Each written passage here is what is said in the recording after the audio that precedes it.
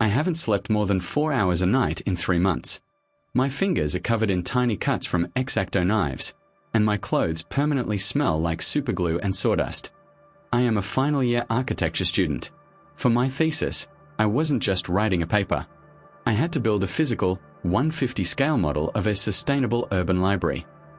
This wasn't a diorama you make in 5th grade with a showbox. This was professional grade. I used laser-cut acrylic for the windows. I hand-carved basswood for the louvers. I 3D printed tiny furniture and painted people smaller than a fingernail. The cantilevered roof alone took me 3 weeks to engineer so it wouldn't sag. It was the most beautiful thing I have ever created. It was also incredibly fragile. One wrong move, one heavy breath, and the structural integrity could fail. I live with my parents to save money on tuition. Last Saturday, I was in the red zone, the final 48 hours before submission. I was applying the final landscaping, tiny, hand-flocked trees, when my mom knocked on the door. "OP," she said. "Your Aunt Linda is coming over for lunch. She's bringing Leo." I froze. Aunt Linda is the type of woman who thinks no is a suggestion. And Leo, 7M? Leo is a menace. He's not energetic. He is destructive. He once poured orange juice into my Xbox to see if it was thirsty. "Mom, no," I said, guarding the model with my body. "I cannot have distractions. And Leo cannot be near this room. This model is my degree.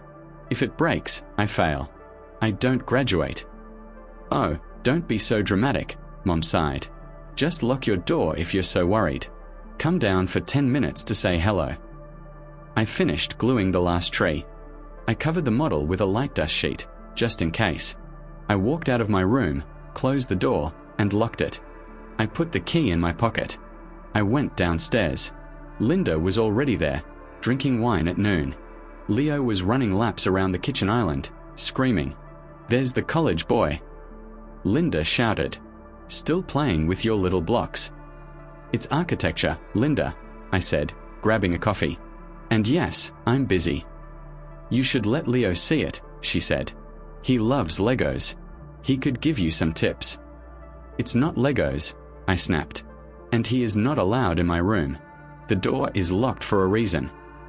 I chugged my coffee. I needed to get back to work. But first, I really needed to use the bathroom. The caffeine was hitting me hard. I went to the downstairs bathroom. I was in there for maybe 3 minutes.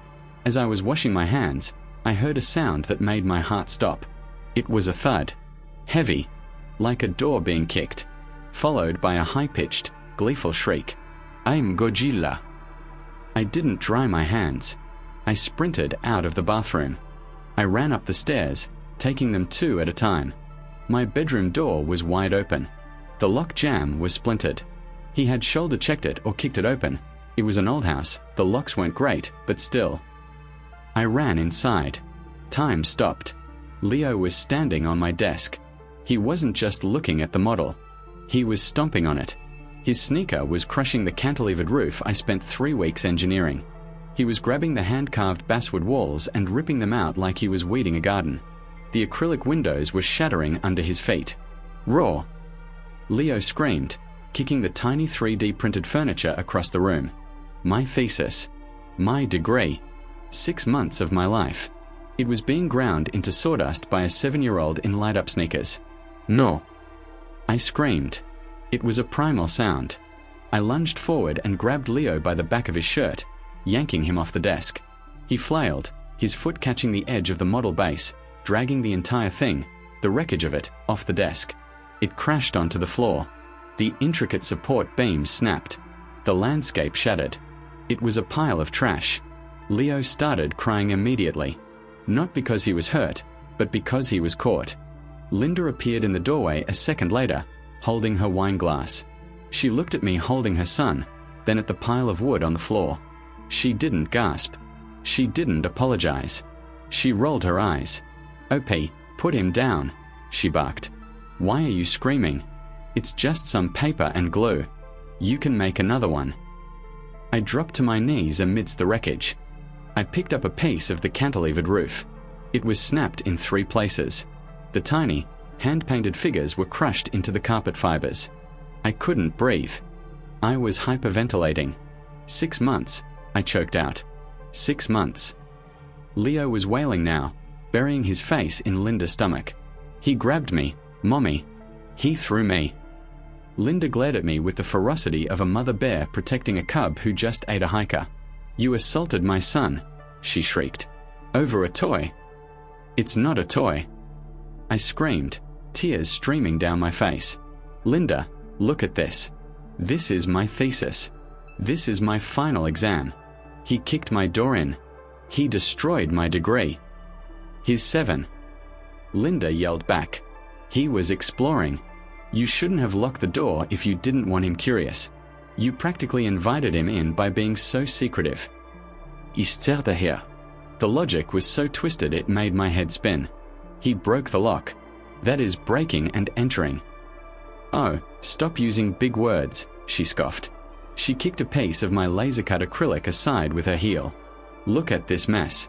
It's just cardboard and glue. Stop crying like a baby. You have the weekend. Just glue it back together or make another one. Make another one. I laughed hysterically. Linda, the materials alone cost $400. The laser cutting lab is booked for weeks. It took me 6 months to build this. It's due on Monday. Well, maybe you should have managed your time better so you weren't rushing at the last minute, she said smugly. And I am certainly not paying you $400 for some balsa wood. You probably picked this up out of the trash. My mom ran into the room then. She saw the destruction. She saw me on the floor. Oh no, Mom whispered. The library. Tell him to stop screaming at Leo, Linda snapped at my mother. He's traumatizing him. Leo was just playing Godzilla. It was creative play. You art types should appreciate that. He destroyed my future, I said, my voice dead. I can't graduate without this model. I fail the semester. I have to pay tuition for another 6 months. Do you understand? You just cost me thousands of dollars and 6 months of my life. Linda rolled her eyes. You are such a drama queen. Professors understand accidents.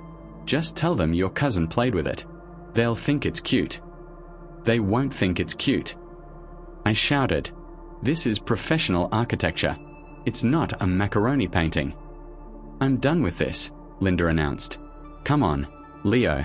We are leaving. Your cousin is unstable. She grabbed Leo's hand. As they walked out, Leo looked back at me. He stopped crying instantly. He stuck his tongue out. It was a dumb building anyway, Leo said. Linda didn't correct him. She didn't apologize. She didn't offer to help clean up. She just walked out of my house, leaving me sitting in a pile of splinters. I looked at the calendar on my wall. Submission. Monday, 9 a.m. It was Saturday afternoon. I picked up the baseboard. It was cracked down the middle. There was no fixing this. You can't glue a structural model back together without it looking like, well, like it was smashed by a child. The precision was gone. The lines were gone. I was going to fail. I was going to have to repeat the year. All because Linda thought her son's creative play was more important than my career. I sat there for an hour, just staring at the wall. Then, my phone buzzed. It was a notification from my bank. Purchase. Art supply store. $12.50. A subscription renewal. I looked at the notification. Then I looked at the pile of debris. I realized something. I couldn't fix the model, but I could document the destruction. And I knew exactly who to send the bill to, not for the wood, but for the tuition. I wiped my face. I stood up. I grabbed my camera. I wasn't just a student anymore. I was a plaintiff. I showed up to class on Monday morning with a cardboard box filled with debris. When my name was called, I walked to the front of the lecture hall. The panel of professors looked expectant. They had seen my progress photos. They knew what I was building. I dumped the box on the table. There was a collective gasp in the room. Mr. Last name, the dean said, adjusting his glasses. What happened? Home invasion, I said flatly. Or, more accurately, a family invasion. My 7-year-old cousin broke into my locked room and stomped on it. I showed them the photos I took immediately after the incident. I showed them the splintered door jamb. The professors were sympathetic, but architecture school is brutal. We cannot grade a pile of wood, the dean said gently. We can grant you an incomplete for the semester due to extenuating circumstances, but you cannot graduate. You will have to retake the thesis studio next fall. The cost. That conversation had a price tag. Tuition for 1 semester, $12,000. Rent, living expenses for 6 months, $6,000. Model materials, $400. Delayed entry into the workforce. Lost wages $25,000. I went home. I didn't cry. I calculated. I sent Linda a certified letter. It wasn't an emotional plea. It was an itemized bill for $18,400, tuition plus materials plus rent. I left out the lost wages to be generous. She called me immediately. Are you on drugs? She screamed. Est-il tous en dollars? For a craft project? I am not paying for your failure. You failed because you're bad at school, not because of Leo. You have 30 days, I said, and hung up. The lawsuit. She didn't pay. So, I sued. We ended up in civil court. Linda brought a lawyer who looked like he practiced out of a strip mall. I brought my academic transcripts, the syllabus stating the model requirement, the photos of the destruction, and the receipts for my tuition. Linda's defense was, predictably, it's just a toy. My lawyer called an expert witness, my professor. Professor, my lawyer asked, was this model a toy? No, the professor said, looking at Linda with disdain. It was a structural analysis of urban density. It required engineering, material science, and hundreds of hours of labor. In the professional world, a model like that would be billed at $5,000 to $10,000 for the labor alone. And did the destruction of this model directly cause the plaintiff to fail the course? Yes, it was 60% of the grade. Without it, graduation is impossible. The judge turned to Linda. You seem to think that because the materials were wood and glue, the value is negligible. If I burned a Picasso, it would just be canvas and oil, but I would still owe millions. The verdict. Judgment for the plaintiff in the amount of $18,400, plus court costs. Linda turned the color of ash. I can't pay that. I have a lease on a new car. I have Leo's private school tuition. Then perhaps you should have supervised Leo, the judge said. The aftermath. I had to garnish her wages. It took her 5 years to pay me back. Every month, I saw a deposit in my account labeled garnishment, L, last name. It helped pay off my student loans. I graduated the following year.